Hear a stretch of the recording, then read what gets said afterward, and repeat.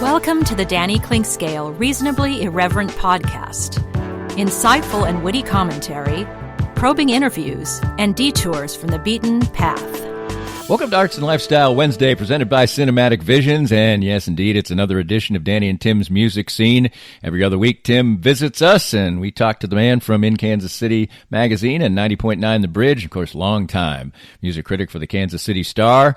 And we always cover the waterfront, that's for sure. We go way back. We come to the present. We aren't still talking about that many live shows, but we're getting there.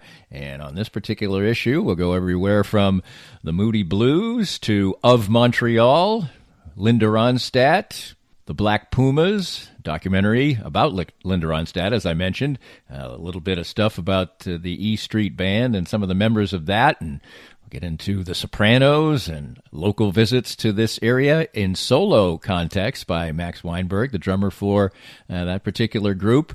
And a couple of other funny stories as well, and we reminisce and talk about several people that Tim has actually interviewed and talked to in the past. That's in a nice little bit of simpatico as far as this edition is concerned. It's always one of my favorite things to do. Certainly, I love the eclectic nature of what I get to do at DannyClinkscale.com and a reasonably irreverent podcast, and I like all the things I do, but I always have a especially fun time, and Tim also gives me, in this particular thing that we just did, a recommendation for a really cool song, and I can't wait to listen to it. But first, I have to finish up by talking to Tim. Well, I just did finish up talking to Tim, but you're going to hear it right now, and it is a pleasure, as always, as Tim Finn joins me on Arts and Lifestyle Wednesday for Danny and Tim's Music Scene, right here on the Reasonably Irreverent podcast. It's all presented by Cinematic Visions. More of Danny's Reasonably Irreverent podcast after this. Cinematic Visions has been an affordable solution for professional media production in Kansas City since 2003, offering award-winning video production and creation, as well as a wide array of digital and social media management services. From planning, scripting, filming, editing, and post-production, to delivering your product to a watching world, Cinematic Visions will provide professional and affordable services for you and your business with the necessary return on investment to make it all worthwhile. Cinematic Visions' goal is to unlock the power of storytelling through video and a strong online presence for your company. Beyond the numbers, they want to inspire and evoke your clients to feel and act. Let my friends at Cinematic Visions embed your brand where it belongs, in your customers' minds.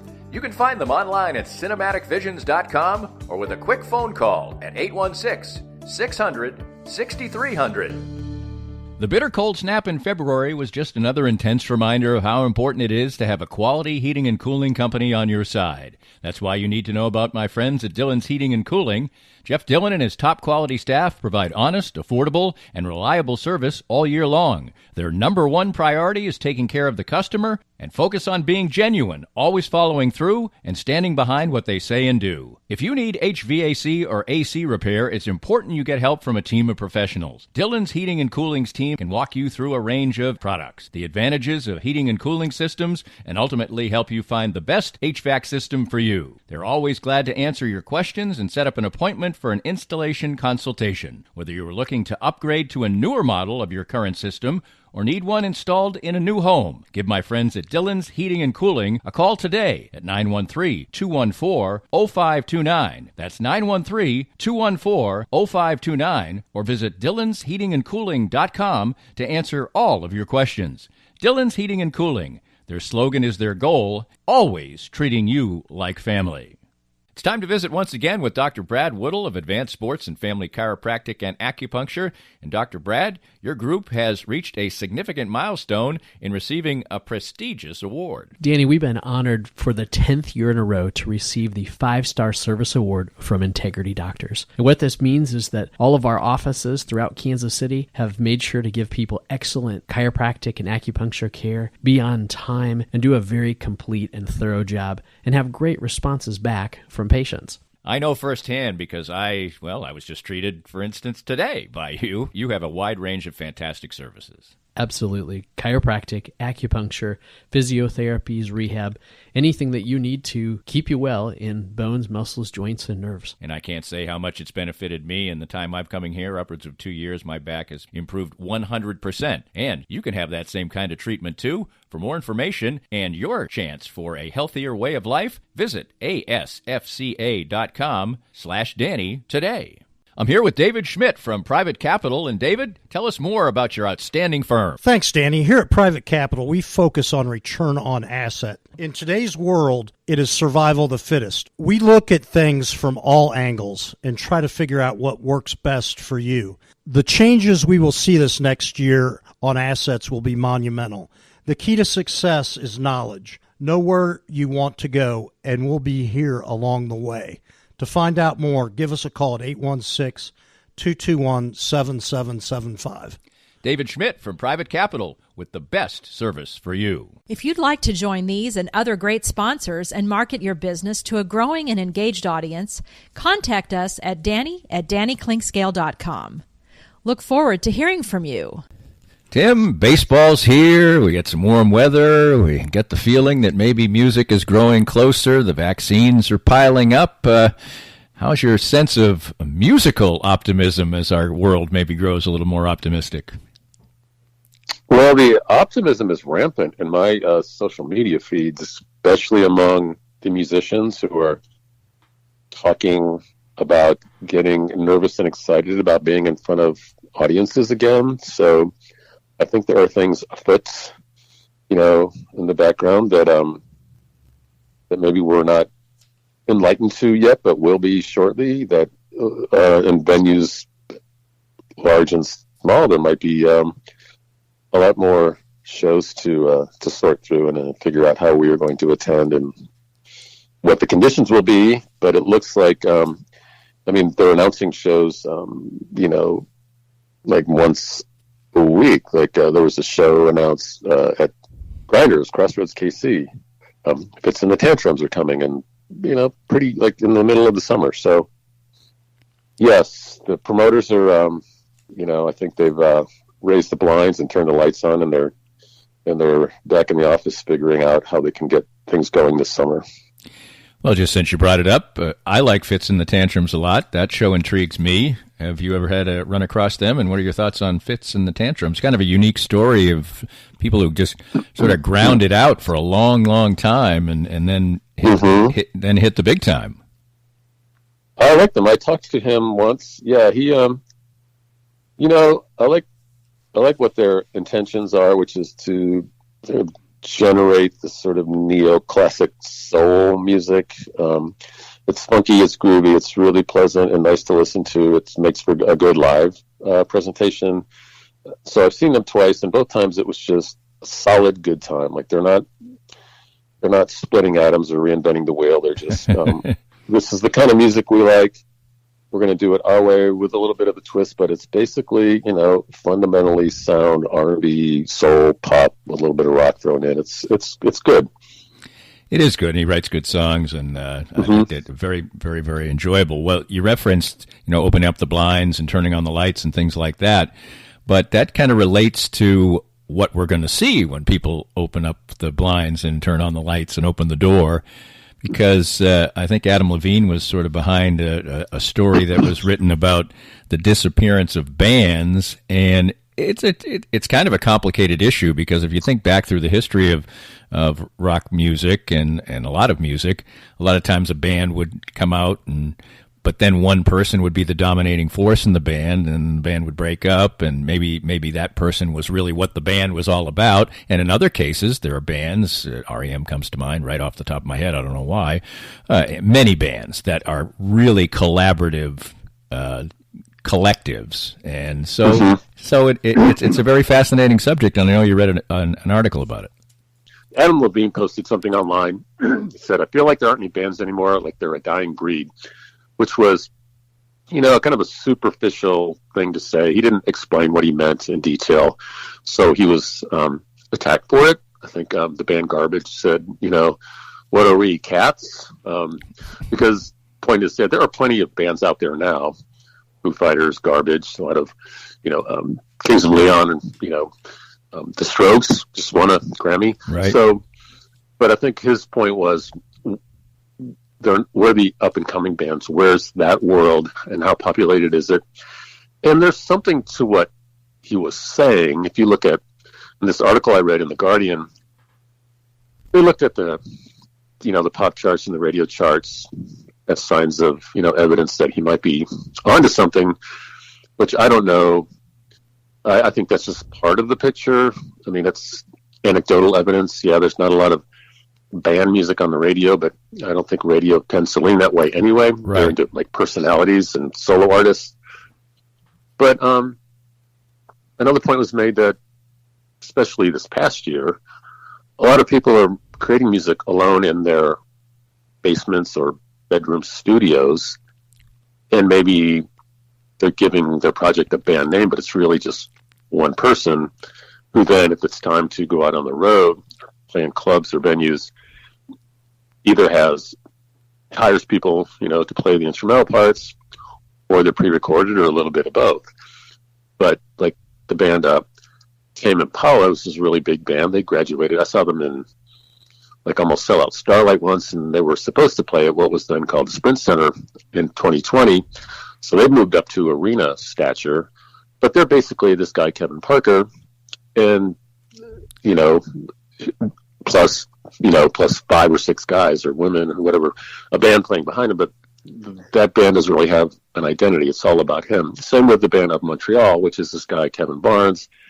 If you look at their Wikipedia page, past members, there's like 20 people on there. So it's, even what we may consider to be a band is really one artist, calling himself or herself something else. And then it's not Tom Petty and the Heartbreakers, like we were saying, So I guess it's kind of an interesting observation. And I think what I concluded out of it when I realized was that thing about making music on your own. It's expensive to have people in your band. If you want to tour, it's easier to tour by yourself or with one other person and some recorded music than it is with 4 or 5 other people. Because you got to split whatever you make, and you got to feed everybody, and you need a bigger band. So it's possible that that's where things are going. It's just going to be the big full bands like that are still popular. The Avett Brothers, they're popular. Fits and the Tantrums. There are bands out there touring, real bands. And Dawes is another band that's really great. And I think of Drive-By Truckers. So I can come up with bands that are out there. But if his point is, but where are the ones, where's the newer generation of them? Yeah, maybe that is, entered a slow fade. Well, I think it would, certainly a talented solo. I just looked up Queens of the Stone Age because that sort of came into my mind. And Josh Homme has had multiple people who play with him under the auspice of Queens of the Stone Age. So it's really him, kind of. But you do certainly lose something of the collaborative. I've always said this. I've said this on this podcast probably to, so many times people don't want to hear it anymore. But one thing that I really enjoy in watching a band is that they are enjoying being up there. And that's a little harder to replicate if you just got a bunch of hired guns. Now, musicians tend to love playing with other talented musicians, period. But I think when you are a band member, there's something a little more to that. Right. And, I think we all know the difference between Tom Petty and the Heartbreakers, with Mike Campbell and Tom Petty looking at each other during a song, or Bent Montench. The guys have been together for decades, and you can feel that brotherhood, that relationship between them. And then even like Van Halen, where it's Sammy Hagar and Wolfgang or whatever, there's just the Van Halen brothers are the only full-time, original, long-time members. When you pull people in and out, that the band identity is damaged a little bit, I think. And just watching Fleetwood Mac a couple of times without Christine McVie, you felt her absence, and it felt like, there's a little bit of pretending or faking going on here. So I'm all for, 4 or 5 people, everybody's name, their identity is part of the band's identity. You go to see them almost as much as you go to see whoever the lead singer is. And sure, there's probably not a lot of that coming up the pike, and and among a lot of the younger bands, just because I don't really can't explain it, except I think right now the appetite is for personalities. One person, even if it's a guy called The Weeknd, we know who it is, and whoever is around him or behind him is just kind of incidental. Yeah, and I think that, obviously COVID may exacerbate this situation, but also creatively, if you've got 4 or 5 people who actually are part of the creative process, that's just 4 or 5 creative people rather than one, which increases your odds of coming up with good stuff. And, adding to your longevity, because you're not going to run out of ideas as quickly. I watched the documentary of Montreal, and Kevin Barnes was the guy, and they're a fabulous live band, or they're being him, because really theatrical and campy, and it's just really clever and dynamic live performances, and the songs are really dancey and catchy. But going through this documentary, which he pretty much endorsed, if not authorized, or it's almost autobiographical, but he talks about going through band members, and he's like, yeah, my loyalty is to my creativity. I don't really, friendships, they come and go. I don't really care that much about them. And we're watching that, and my wife just like, oh my God, I love this band, but what a narcissistic creep. Like, he's so full of himself. And it's like, yeah, it changes the way I think about the band now. It's like, he's a one-man show. Everyone who's supporting him is kind of incidental and disposable. And, okay, I'll like your songs, but, it's tough to love a band when you really don't like the person who's running it. Absolutely, absolutely. Well, somebody was really true to their music, and I'd say a true musician, although basically, well, a singer is a musician, but is Linda Ronstadt. And I know you documentary that came out a couple of years ago. I know my wife saw it at the theater. I have not seen it, but you have, and it's a great yet melancholy story of the life and times of a singer. Right. It starts with where she came from, with her family. They lived near the Mexico border in Arizona, and her name Ronstadt is German, but her father, she is of Mexican heritage, and her father was loved to play the old Mexican folk songs. So there was a lot of singing in her house, and she and her brother and sister started a trio when they were relatively young, but her brother went off to be a police officer, and her sister went off to be a mother and wife, and had her own really nice, comfortable domestic life. And Linda was left on her own, went to California, and that voice was going to be discovered sooner or later by somebody, and it was. And started the Stone Ponies, and this is what we were talking about. Someone saw the Stone Ponies, and was like to her, like, yeah, tell those guys goodbye. You're the one. You are who we want, and your voice is fabulous. And it was. And she loved to sing, and part of her nature was she never believed in herself enough. Like, she would hear other women singing, like Emmylou Harris, and was like, Linda Ronstadt would think, oh God, I'm terrible. Listen to her. And it was like, you are every bit as good, and frankly, I think you're better than her. But so that sense, like the slight lack of confidence, it also kind of motivated her to get better and to be better. And she did, her story, she was like a huge superstar on the covers of magazines. And, but she was also a woman, a very attractive woman in a man's world. And she had plenty to say about being treated like a woman back then, no matter how much of a superstar she was. And there was that she really pushed back against. And then also, I guess when you started with the Eagles, who better to give you an example of how excessive fame and stardom can be in music than the Eagles, because she was just very much against drugs, and what happened with mostly the guys that got inflated senses of themselves, and they turned to drugs, and they just became something other than who they were. And she had enough of that. And she just went to her, managers and producers and said, I'm tired of this. I don't want to sing the same songs over and over.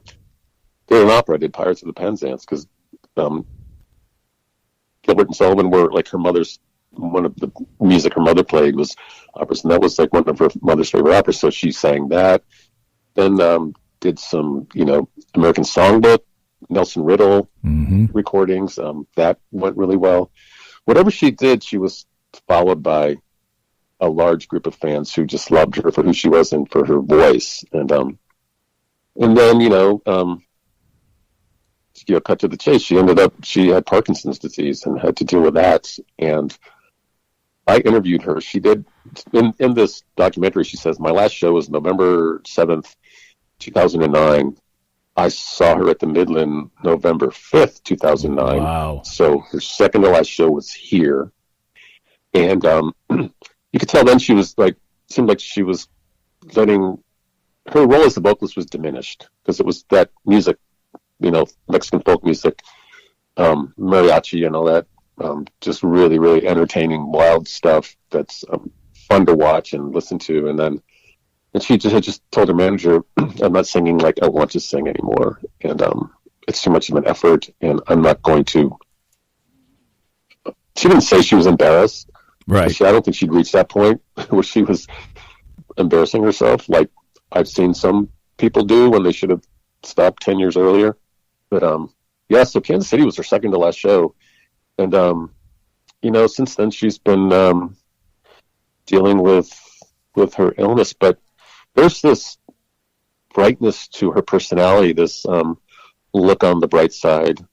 And as I told you before, the movie ends with her singing with a nephew and somebody else. And, I guess I don't want to spoil the ending, but she puts it into context, like where she is. And you can see her when the camera moves, like you can see that her hands are shaking and the condition she's in. And it's sobering, but after this really solemn, kind of sad, bleak moment, she just goes, okay, hey, let's eat, boom. Because she goes back to herself. And I just came through with that. I admired her before I saw the movie. I interviewed her once, and she wanted to talk about music and education and how important it was. And just had so much to say and was just so gracious. But watching this and just seeing where she started, how she got to where she was, and how she changed her career to suit herself, and just a wonderful, wonderful human with a once in a lifetime voice. Great thing to catch. Another good recommendation as we get closer and closer to not needing recommendations to just sit at home and watch stuff. That'll be great. We got more coming up with Tim. I got a couple of interesting stories from the past and a suggestion for you as well. It's coming up next as we continue on Arts and Lifestyle Wednesday, presented by Cinematic Visions, and our regular visit with Tim Finn from 90.9 The Bridge and In Kansas City Magazine, and many other ventures as well. And of course, thankfully, right here at the Reasonably Irreverent Podcast. More of Danny's Reasonably Irreverent Podcast after this. I'm here with Joe Spiker, owner of Easton Roofing, and boy, we had to negotiate a million things in 2020, but Easton Roofing navigated them all. As 2021 rolls out, what should we expect this coming storm season? Well, Danny, it'll be the same thing as it is every year. The storms come, and you've got the guys out knocking on doors, offering quote-unquote free inspections. Be wary as a homeowner. If somebody's knocking on your door, they probably need the work, and if they need the work that bad, they may be willing to do something untoward to get it. So if somebody knocks on your door, says they want to give you a free inspection, just tell them have a great day and give us a call. We'll come out for free and give you a good, honest opinion as to whether or not you need to do anything at all with your roof. And what's the best way to get in touch with Easton Roofing? You can always find us online at eastonroofing.com or give us a call at 913-257-5426. Easton Roofing. Integrity matters. Right now, it's more important than ever to support local businesses. And 23rd Street Brewery in Lawrence is open and ready to take care of you. Make 23rd Street Brewery part of your KU game day experience, whether you watch the game there or grab curbside pickup for your tailgates or watch parties. But not just game days. 23rd Street Brewery is great any day of the week, and when the weather's nice, you can take advantage of their heaters on the patio. 23rd Street Brewery is open daily from 11:30 to 9 for dine-in, carry-out, curbside pickup, and can even help with your catering needs. So support local and visit a Lawrence favorite, 23rd Street Brewery. Firsthand, I have enjoyed the benefits of the CBD products from Canaway. My back feels better and better these days, as a major part of my routine are the pain-relieving salve and the pure gold oil. And recently, I had the pleasure of a treatment session using the Canaway CBD in conjunction with the Microlight 830 cold laser. The non-invasive treatment session worked wonders, and I could barely tell I was even being touched. TML 830 is the first 3B cold laser to get FDA approval, and in addition, the combination treatment with CBD is patent pending. The new smart laser is the only hands-free cold laser in the world and is used by athletic trainers, chiropractors, MDs, physical therapists, and veterinarians everywhere. You can learn more about all the great benefits from the complete line of Canaway CBD products by contacting my friend Sherry McCants at 515-208-6312. That's 515-208-6312 to get outstanding information about Canaway. I'm here with Tim Emerson, the owner of Emerson & Company. And Tim, give us an idea of the range of services that you provide from Emerson & Company. At Emerson & Company, we do credit card processing, payroll services. We do bookkeeping, merchant accounts like point-of-sale systems. What would you say differentiates you from other companies in the field, and what makes you special? I think what makes us unique is that we're a small local business making regional decisions on companies. We create a profile for the business and then put it out to our different vendors in a very competitive environment and tailor those needs to the specific business, which usually ends up in a great fit or great result for the company. And, of course, the idea is to save money, right? Save money, and actually sometimes I'm surprised where actually a solution that may cost a little bit more ultimately does save money, but we're not conditioned to think like that sometimes. Emerson & Company. Check them out at emerson-co.com or call them at 816-360-9092. If you'd like to join these and other great sponsors and market your business to a growing and engaged audience, contact us at Danny@DannyKlinkscale.com. Look forward to hearing from you. Welcome back, and I'll sort of branch off on a little tangent here that I think will go down a fun road based on the fact that I really should have done this a long time ago. I've had Sirius Radio probably for 7 or 8 years now, maybe a little longer. I don't remember exactly when I got it, but I know I don't want to get rid of it anytime soon. And I recently made my music default channel number 28, because it's all near the other music channels, and so you don't need a default for every one, which craziness, so you just flip the dial there. Anyway, it's 28, and it's called Spectrum. And it's right above all the classic rock ones, the Rewind, whatever, right above there. But what they do on this channel is they play new music and or relatively new music, and then they play classic music too. So over the weekend, I was driving around, and on consecutive songs were Springsteen's Candy's Room, then a song by the Black Pumas, which was really good, and then Story in Your Eyes by the Moody Blues. So I'm going to kind of go in 1, 2, 3 on this. First of all, it's a great and eclectic channel, and it's right near a bunch of the other channels that you probably might like anyway. So maybe pay attention to 28 on Sirius on your number 28 on your Sirius dial. But I hadn't heard, for whatever reason, Candy's Room in a long, long time.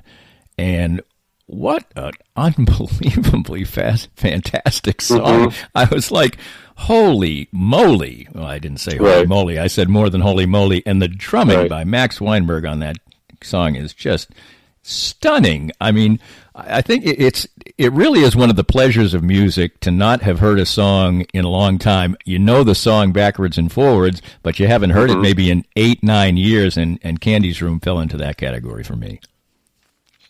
Yeah, I think even as revered as that record is, Darkness on the Edge of Town, I think it's still kind of overlooked by even Springsteen fans who jump to other albums.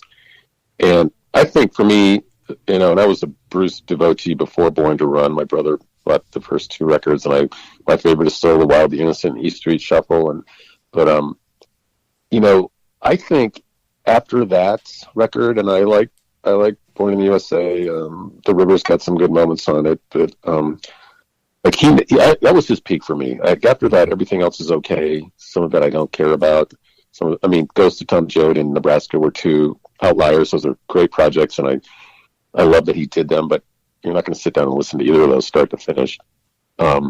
So that record is just, he came back from the whole legal mess he was in with Born to Run and came back with a vengeance. That whole record is stunning. But yeah, that's like, he never wrote a song like that before that or after that. It's a stunning number. Yeah, and it has a sort of different kind of wailing guitar in it than most of his work too, and so it was really it was just lots of fun. And then the Black Pumas came on, and I'm like, oh, good, I get to actually feel current because this song is great, and I can't remember what song it was. I wish I could help you out, but it was a great song. And so then subsequently, here comes Story in Your Eyes, which I think most people think of the Moody Blues when they do as sort of a really soft rock type of band, and they really kind of are. But Story in Your Eyes just is a searing rock song. I mean, with a great guitar part. I don't think we've ever talked about the Moody Blues. That's a long time ago now. They were famous in the 60s and then had more hits, had some hits back in the 80s. What's your general thoughts about the Moody Blues? Oh, I love them. I like their great stuff, and they have a lot of great stuff. But they were kind of like psychedelic folk because they were part of that psychedelic rock movement, and there's a little bit of that in there. It's kind of baked into their sound, throughout. But yeah, they're folky. You occasionally, if you do a yacht rock list on Spotify, one of their songs might creep in. But no, I like them a lot. An old roommate of mine, a guy I lived with in college for 3 years, he was a big fan, and we would play them late at night when we were in the mood for it. No, they were a favorite of ours. Yeah, Ride My Seesaw, I love that song. So there's plenty to like for the Moody Blues. I know they get dismissed, and I just tell people you're not really listening to them. You've got an opinion of them before you really investigate them, because there's a lot going on there, and I know a lot of songwriters who really love their music. Yeah, there was a sort of spiritual aspect. I have family members who are born-again Christians, and they would use some of their songs and then change the lyrics and to make them more spiritual. So I heard some of that stuff, but just made me think of that. And so Sirius 28, but just having that powerhouse Bruce Springsteen song and the drumming on it made me think of Max Weinberg. And we just found out before we went on this podcast, in speaking, that we were at the same show together. Max put together a big band, and I went to see them at Jardines, which of course no longer exists. And so I guess we're at the same show. Anyway, there were two shows, which is the part of and they were great. It was really fun. And I don't think they were ready for how small the room was. They could barely fit the band in there. And that's a really small stage. Yeah, but it was a really good show, and I think I did get there. Like, I had tickets for the second show. I think there was 2 sets of tickets, or I don't remember exactly what it was. But anyway, so I'm sitting at the bar waiting for the show, and then nature called, so I went to the bathroom, and into the bathroom comes Max Weinberg, and he's got his shirt off. He's just got his pants on, and because he was hot from the first show. And so he finishes up, and I walk out the door, and he had preceded me out, and I walk by where the band was, and it was again another cramped place where they were preparing for the next show, and there was Max handing out the checks.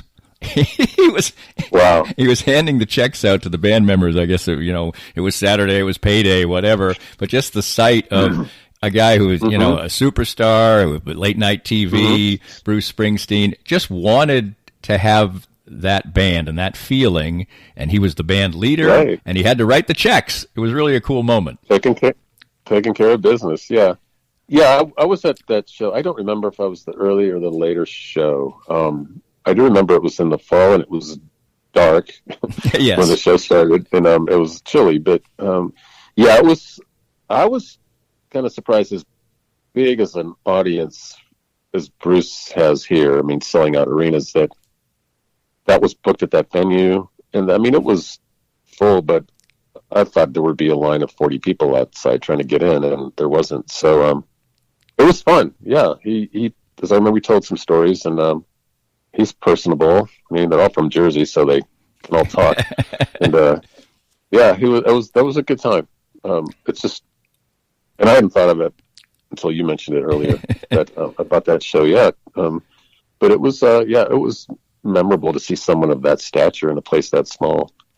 And he's a very fun drummer to watch with that, sort of iconic, posture that you see. There's only a couple drummers who kind of work that way, completely upright, and it's really kind of unique and fun to watch, while also looking, kind of classic and almost stodgy a little bit, especially for a rock drummer. Yes, his expression hardly ever changes. It's like he's posing for a picture or something. Right. He's seeing your portrait. But yeah, he's I think he sort of gets lost in the swirl of the E Street Band, and between Clarence Clemens and Danny Federici or whoever, Gary Talent, whoever's playing Niels Lofgren, that he's a really elite drummer. And maybe it's because a lot of Bruce's music is pretty meat and potatoes, but yeah, he's the backbone of that part of the backbone of that band for sure. Well, and another radio channel that I can recommend, although you're going to have it's for a certain taste, is Little Steven's Underground Garage, which is actually 22, and you pop on that and they'll play girl bands, and sometimes you'll turn it on and be like, well, this isn't for me right now. So, but he tells. Really, when you're lucky enough to pop the channel on when he comes on and talks for about 3 minutes and weaves some crazy story, and his language is every bit as elaborate as Bruce's in his autobiography, which is too elaborate. but I one of my favorite songs ever is a Little Steven and the Disciples of Soul song called Forever. I'll give you my heart, I'll love you forever, which is a very obscure song. I think maybe somebody remembers it. It may be charted at 55 or something, but I love that song, and I have great affection for Little Steve. I never watched The Sopranos, so I didn't have that aspect of it. But Little Steven seems like a cool guy, and it really I like popping over to that channel because that's an unusual channel, and he seems like an unusual and interesting cat. I had a chance to talk to him. It was Springsteen came here in 2000, hadn't been here in forever, and it was the first time I saw him. But I was given the chance to talk to Little Steven after the show, so the Sunday after or on Monday, because it was a show was a Sunday night. I talked to him on Monday morning before he left town, and that's what got me into The Sopranos. I hadn't watched them yet. They've been out for 2 seasons.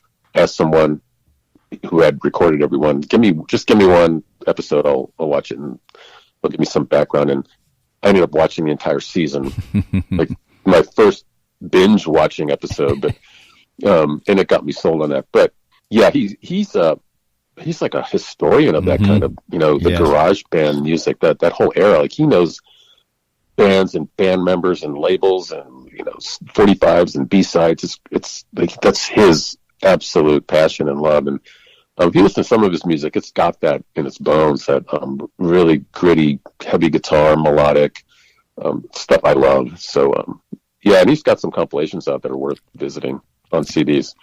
No question. Somebody from that family, I remember this is another little crazy music story.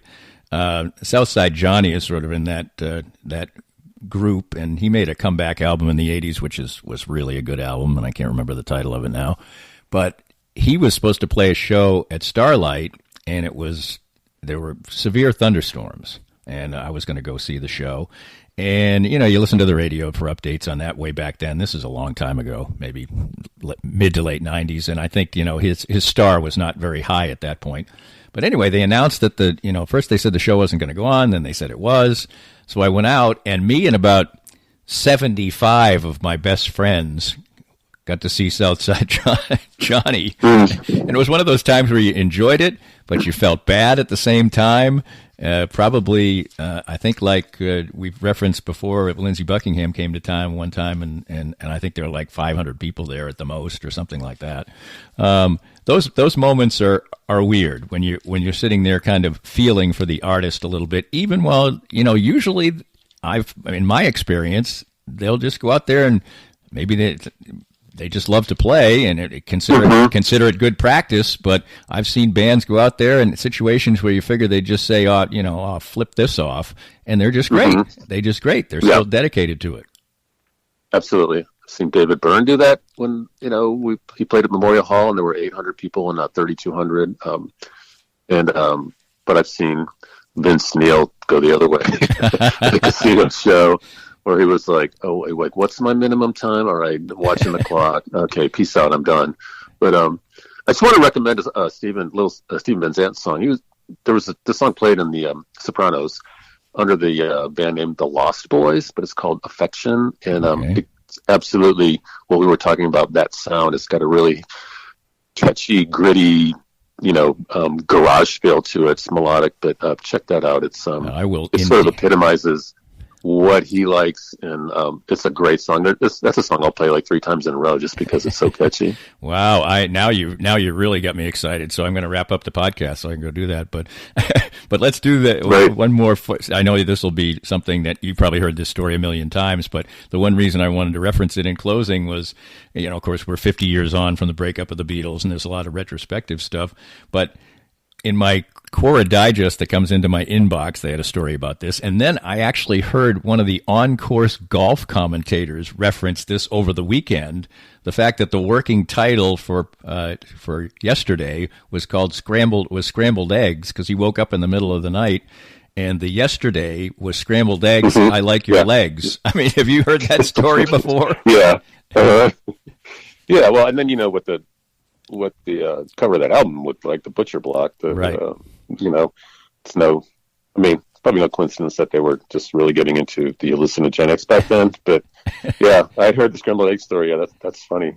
Well, there was a fake group started by guys with Monty Python called the Ruddles. And, right. And they did two kind of like a mock-up of I Am the Walrus, a song called Cheese and Onions, and it's it kind of goes along with that. It's a really good song, but it's like super silly. Yes, and well, that's Monty Python. Really good, really good, and really silly. Not silly every other week when we talk to Tim Finn. Tim, great to wrap it up with you, and I can't wait to hear that song. So thanks a lot for that recommendation. We were full of recommendations today, and look forward to doing it again in 2 weeks. Thanks, Tim. Right, great. Next time, Danny. We hope you enjoyed the latest Danny Klingscale Reasonably Irreverent podcast. Come back soon for something fresh and new.